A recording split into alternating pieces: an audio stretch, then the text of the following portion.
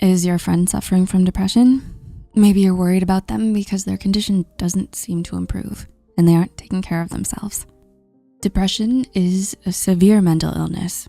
Rarely does someone recover from depression without treatment or support from loved ones. So even if your friend doesn't ask for help, they might need it. We understand you hate seeing them suffer and want to help them in any way you can. So to help, here are 8 ways you can support your friend with depression. Talk. Is your friend's silence upsetting you, but you don't know how to bring it up? The Mental Health Foundation of the United Kingdom explains, there are some key points you must be mindful of when talking to someone battling depression. First is starting by asking them how they're feeling right now. Express your concern and let them know the recent changes you've noticed. Secondly, try having a conversation in a relaxed, acceptive, and unbiased environment so they feel at ease and are able to open up. Allow them to share as much as they want without pressuring them. Let them take time to express themselves because it takes a lot of courage and trust. A study conducted in 1986 by James Pennebaker, a social psychologist at the University of Texas at Austin, discovered that getting people to talk about their most troubling thoughts has a positive effect, allowing them to recover faster than people who keep their emotions and struggles to themselves. Listen carefully, empathize, and refrain from offering advice. Even if it appears to be a simple solution, understand that following the advice may be hard for them and may make them feel as if you're trivializing their feelings. You could say, I may not understand what you're feeling, but I know it's difficult for you. And if you need someone to talk to, I'm always here. The Mental Health Foundation also adds that even if you don't completely agree with them, validating their feelings like this will remind them that they have a shoulder to lean on. Try not to be disappointed if they don't open up to you right away. They may not want you to worry, or perhaps they don't want to hurt you and believe they can handle their depression on their own. Professionals. I don't need any therapy. Has your friend ever said this? They might be reluctant because of being ashamed of their condition and wish to overcome it themselves. Social psychologist Bethany Juby says it's important to let your friend know that seeking help does not make them weak. Instead, it allows them to reclaim control of their lives. You can remind them that depression is not their fault and that it seldom gets better without treatment. Juby emphasizes that you can offer to help find potential therapists if they're struggling or hesitant to find one, but it's best if you don't force them and let them decide when they're ready. Accompany them to provide your comfort and support. If they feel like canceling or stopping, encourage them to stick with it until the end. Because there is only so much that you can do. Involving a professional can assist them in recovering faster and better. Patience. Everyone's experience with depression is unique. Some recover from depression in a few weeks, whereas some may take longer.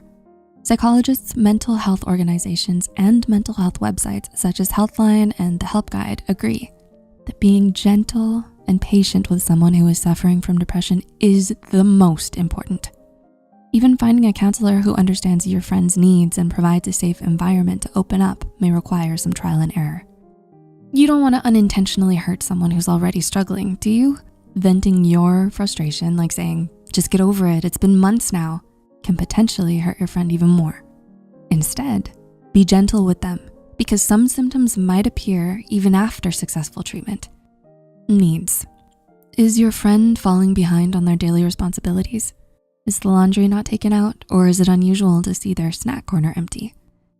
It can feel overwhelming to keep track of everything for someone dealing with depression. When the household chores pile up, they may not know where to begin, helping or accompanying your friend with their routine tasks. According to Michelle Reba, clinical professor of psychiatry and associate director at the University of Michigan, can be a great way to help them. So if you see anything specific that you can help with, let them know. You can offer to help them by restocking the groceries or organizing their room. If they don't wish to burden you with all of their responsibilities, encourage and reassure them that they're not burdening you. Cooking a meal together or cleaning the house while listening to their favorite music may help uplift their mood, make them happier, and revive their spirit.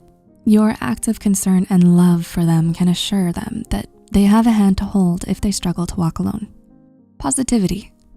Your friend suffering from depression may find it difficult to see the bright side of things. They might feel worthless, dwell on their flaws, and harshly criticize themselves. A study published in 2015 by a group of psychologists from the University of Michigan and Pennsylvania concluded that positive affirmations can redirect the neural pathways in the brain, which can help manage the negative stream of thoughts when someone is depressed. So, reminding your friend of their positive qualities and letting them know how much you admire and appreciate having them in your life can help them deal with their depression. But be careful not to say things like, "Stop blaming yourself and crying over the past," or "Look on the bright side, you're being a negative for no reason."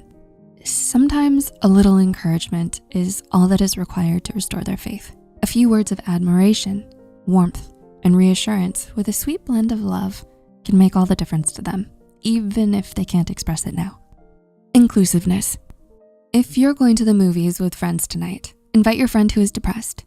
Make an effort to keep them socially engaged by including them in group gatherings, but don't compel them to do anything. They may not want to socialize, but inviting them will remind them that you are pleased to see them. Tell them that you understand their reasons for declining the invitation to the movie and that you will be around when they are ready. This can reassure them that they haven't been forgotten and give them a new sense of hope. According to a study conducted by Diane Tice, mentioned in the book Emotional Intelligence, socializing can be effective in battling depression and reminding people that they are loved and there are people willing to help them. It helps to divert their attention away from self-deprecating thoughts. So helping them establish a safety net of people they can rely on may help keep them from isolating themselves and worsening their condition. Research. While everyone's experience with depression is different, being familiar with a few general symptoms and terminologies can help you better understand your friend. Being able to differentiate between the myths and facts about depression can help in tracking their condition. Mayo Clinic Medical Center recommends looking for signs of worsening depression so that you can better assist them during their treatment and in the event of an emergency. Did they ever mention attempting suicide? Understanding how depression could turn into something much more serious is also essential so you can take every precaution to ensure they don't harm themselves. And set limits. Although depression isn't contagious, you may feel emotionally drained being around a depressed person after a while. A 2011 study found that caregivers of people with depression were more likely to experience psychological distress than caregivers of others. This is especially true if the one suffering is your best friend, because the closer you are to someone, the greater the impact of their well-being on you. So, setting healthy boundaries for your own well-being becomes all the more essential when your friend is suffering. An article published by the Help Guide website in 2022 highly recommends that you set boundaries for yourself and take care of yourself. Eating your meals on time, engaging in hobbies that make you happy, and not ignoring your responsibilities are all very important. But addressing your own needs doesn't mean that you're neglecting your friend. So don't feel guilty for prioritizing yourself, because you will only be able to help your friend if you're mentally and physically healthy. Set aside time each day just for your friend and make sure to stick to a time limit so you don't overwhelm yourself and become unable to support them. You can support someone going through depression. You can reassure them that they're not alone and that they are loved. You can remind them that their illness is nothing to be ashamed of and that they deserve help. But if it's taking a toll on you, it's best to set healthy boundaries, take care of your well-being, and put yourself first. Before you go, we want to remind you that you are a gem of a person for helping them and a true friend indeed. Have you supported someone with depression? Let us know in the comments. Until next time, take care.